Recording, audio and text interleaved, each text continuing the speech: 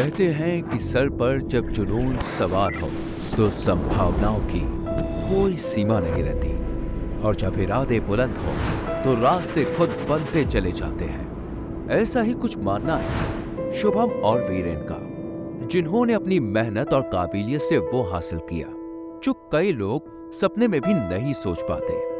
दिल में नई ऊंचाइयां पाने का जुनून लिए ये दोनों निकले हैं नए दौर की नई कहानी लिखने। तो मैं बिलोंग करता हूँ कैथल, हरियाणा।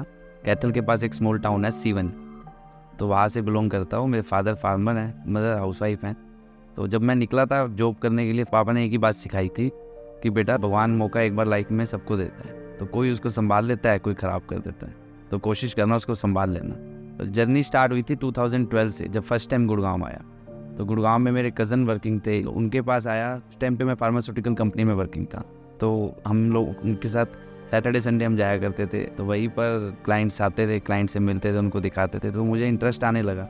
तो आफ्टर 1 मंथ मैंने क्विट कर दिया फार्मास्यूटिकल और shifted to real estate industry.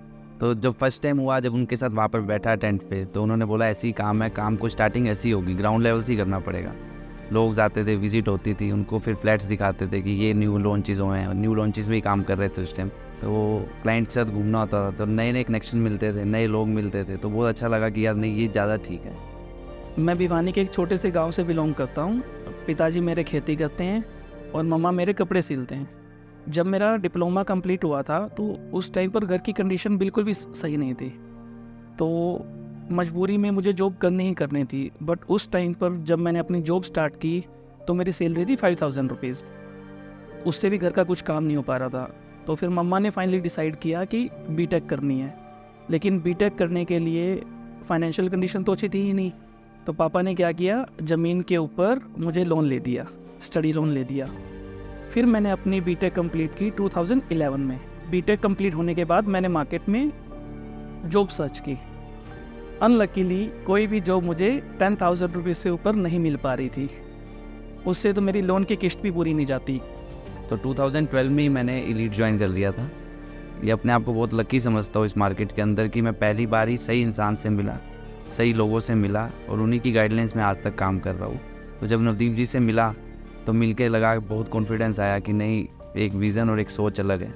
तो जो वो सिखा के गए थे कि क्लाइंट के कभी भी ट्रस्ट को ब्रीच नहीं करना, कभी भी क्लाइंट के साथ गलत नहीं करना, अगर कुछ कमिटमेंट क्लाइंट को किया है ऑनर करना। तो 2012 से लेके टिल नाउ 2023 तक जो कुछ भी सीखा लाइफ में, जितनी भी अपग्रेडेशन हुई, सिर्फ इसी कंपनी की वजह से और नवदीप जी की वजह से हुई। मेरा तो यही मानना है। हम तो बच्चे आए थे रियल एस्टेट के अंदर, ना कुछ आइडिया था, तो जो उन्होंने सिखाया, बिल्कुल फादर की तरह सिखाया कि ये सब चीज़ों को कंटिन्यू अपनी लाइफ के अंदर फॉलो करना, और वही चीज़ आज तक करते आ रहे हैं। अगर मैं मानता हूँ कि अगर उनके बताए कदमों पर अगर हम 10% भी चल लें तो हमारी नैया पार हो जाएगी।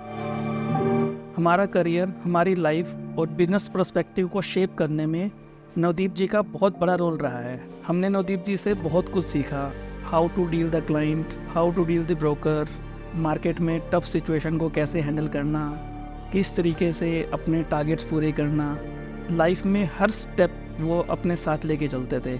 आज एलीट प्रो के भी सक्सेस होने का रीज़न ही नवदीप सर हैं। जितना हमने उनसे सीखा, आज हम उन्हीं सभी स्टेप्स को फॉलो करते हैं।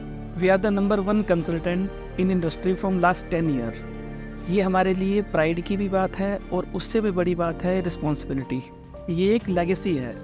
इस लेगेसी को हमें मेंटेन करना है और आगे लेकर जाना है, बिकॉज हमारे पास नीचे आने का कोई भी ऑप्शन नहीं है। We have to maintain being at the top. Elite pro के लिए हमारा विज़न यही है कि हम इन्हीं वैल्यूज़ को और ऐड ऑन करते जाएं, नए प्रोफेशनल लोगों को हायर करें जिनका विज़न हमारे साथ मैच करे। अभी रिसेंटली हमारे साथ 250 पीपल्स ऑलरेडी वर्किंग है इन एलीट प्रो के अंदर, और अभी रिसेंटली नया फ्लोर भी ऐड ऑन किया है। तो एंड ऑफ द डे जो विज़न है वो कस्टमर सेंट्रिक है, कि customer is always God, customer ही भगवान है, और उसी के लिए सबसे पहले सोचना है। नया हमने एक और भी अब ऐड ऑन कर रहे हैं कि जो न्यू एनआरआई बिजनेस है, जो लोग बाहर बैठे हैं, जो मेन ट्रस्ट के साथ डील करना चाहते हैं, अच्छे लोगों के साथ डील करना चाहते हैं, तो उनके लिए एक इकोसिस्टम बना रहे हैं कि वो डायरेक्ट कनेक्ट करें हमारे साथ। हम उन्हें ट्रांसपेरेंसी के साथ जो ऑप्शंस हैं वो सब बताएं, ताकि उनको बाहर रह के ये फील ना हो कि हमारे साथ चीटिंग हो गई। So basically, I know Viren and Shubham for almost a decade now. I've seen them from being one of the teammates being one of the leaders. They're very client-centric, right? In terms of negotiation, in terms of relationship, they're more friendly towards their clients. As far as Viren is concerned, so Viren is very emotional once he sits with the client कि काश अगर मैं ये घर ले रहा होता तो ऐसे होना चाहिए था.